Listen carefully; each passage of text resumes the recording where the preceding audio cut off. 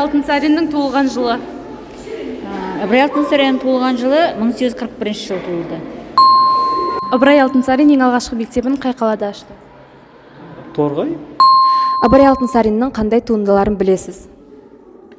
Ол кісіні көптеген өлеңдері бар, шығармалары бар, әңгімелері бар жазған.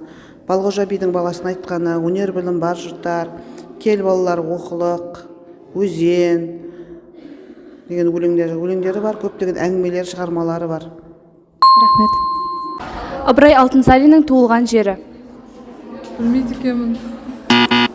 Ыбырай Алтынсарин кімнің қолында тәрбиеленді? Атасының қолында тәрбиеленді. Ыбырай Алтынсариннің атасы кім болған? Білмеймін.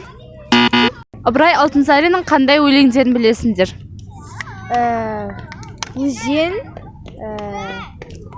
әдеп, сосын қалайда таған өрт. Жоқ, кел балалар оқылық, сосын өнер білім бар жұрттар деген.